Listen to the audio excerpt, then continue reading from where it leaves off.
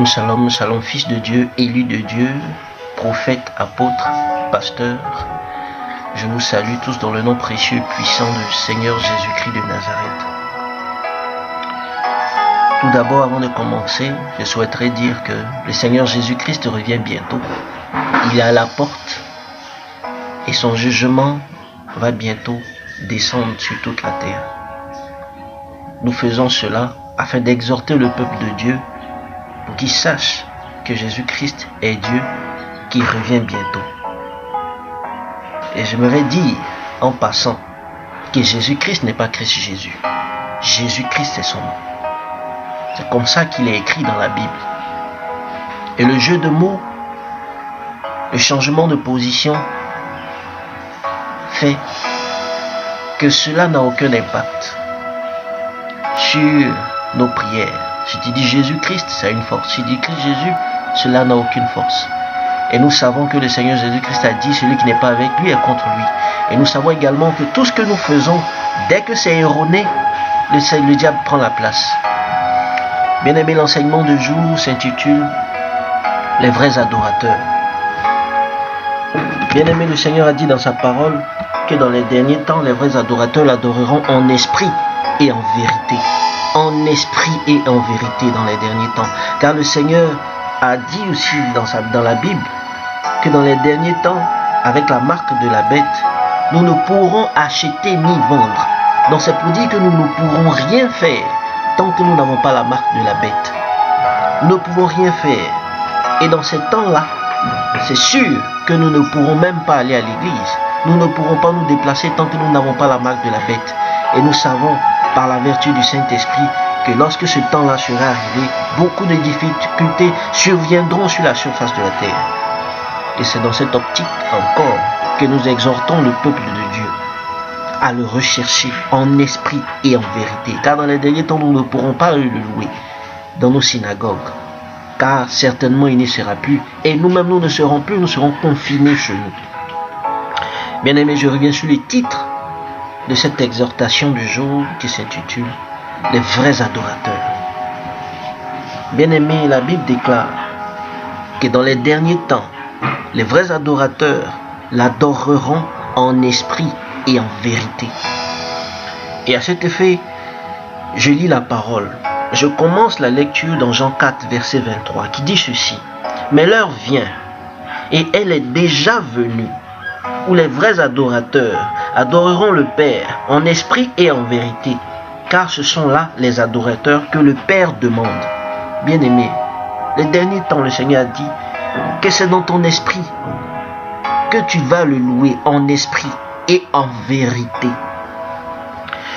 Le Seigneur Jésus-Christ a dit dans la parole qu'il est le chemin, la vérité et la vie. Nous allons le lire tout à l'heure. Et il dit dans les derniers temps, les vrais adorateurs l'adoreront en esprit et en vérité. Et lui, il dit qu'il est la vérité. Et nous allons étayer cela. Nous allons lire Apocalypse 3, verset 3, qui dit ceci. Rappelle-toi donc comment tu as reçu et entendu, et garde et répands-toi.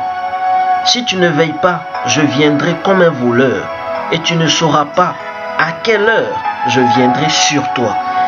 Bien-aimé, le Seigneur a dit qu'il viendra à un moment où nous ne savons pas, comme un voleur. Et dans Jean 4, 23, tout à l'heure nous avons lu, il a dit, mais l'heure vient, l'heure. Et tout à l'heure le Seigneur dit, tu ne sais pas l'heure. Bien-aimé, c'est à un moment où tu ne sais pas à quel moment le Seigneur viendra. Donc qu'est-ce qu'il y a à faire?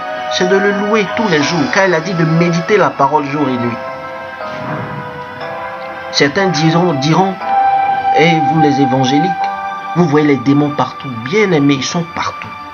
Car la stratégie démoniaque du diable est d'oppresser les gens tous les jours à chaque heure. Vous ne savez pas dans quel combat les gens sont impliqués. À quel niveau de combat. Et c'est tous les jours les stratégies du diable.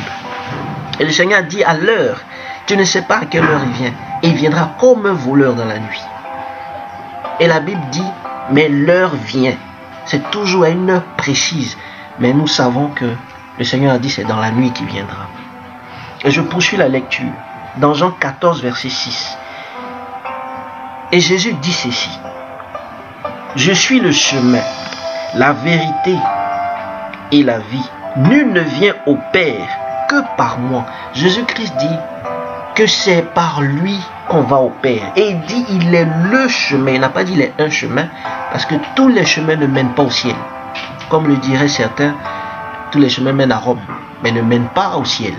Il a dit il est le chemin, c'est par lui qu'il faut passer. Il est le chemin, la vérité dont il a parlé en disant les vrais adorateurs l'adoreront en esprit et en vérité. La vérité dont parle ce verset, ce verset 4, verset 23. La vérité, c'est Jésus-Christ qui est lui qui est la vérité.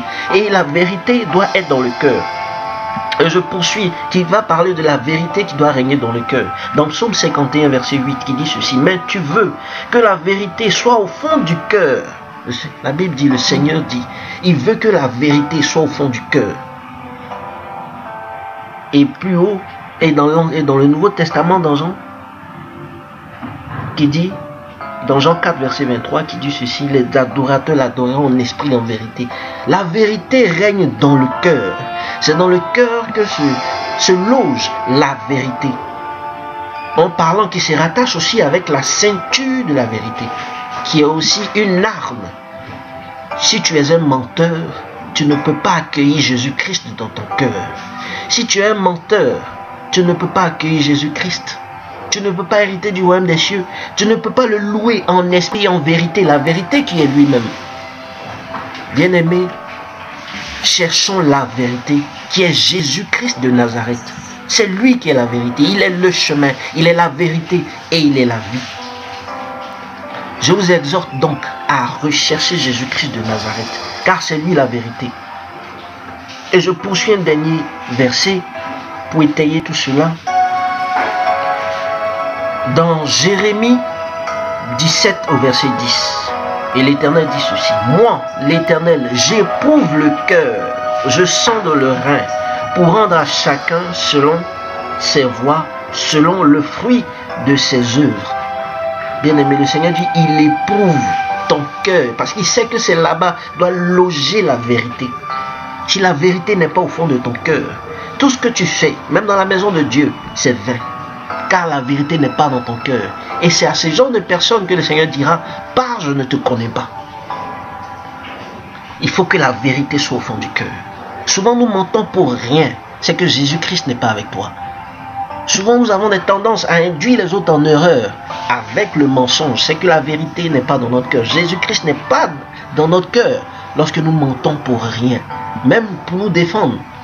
Ça peut être dans une situation assez cruciale pour ne pas perdre la face.